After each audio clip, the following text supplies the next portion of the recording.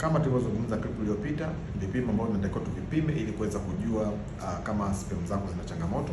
Mara hii tutaenda kuzungumzia kama hii hali unakuta nayo na kama inaweza kutibika au kufanyiwa tiba yoyote ili kuweza kuhakikisha kwamba unafikia malengo ya kuweza kupata mtoto. Sasa kikubwa cha msingi cha kujua ni kwamba hali hii kiuhalisia inatibika na unaweza ukapata tiba na mwisho wa siku ukapata mtoto, na tiba yake mara nyingi inalenga vyanzo vya tatizo. Mfano, kama mtu anayevuta sigara au anatumia pombe, basi tunamwambia aache kwanza vitu hivyo.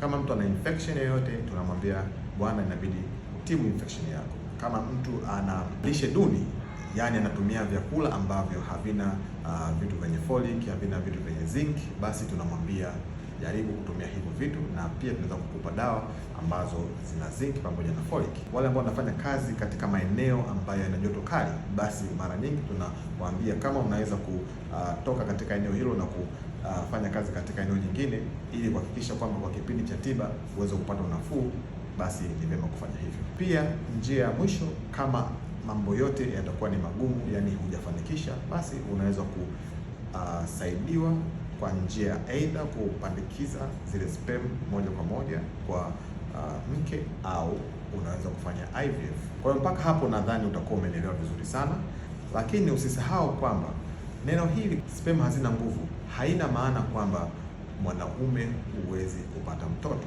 bali kuna changamoto ambazo changamoto hizo zinaweza zikafanywa kazi na mwisho wa siku akaweza kufanikisha kupata mtoto kama kawaida.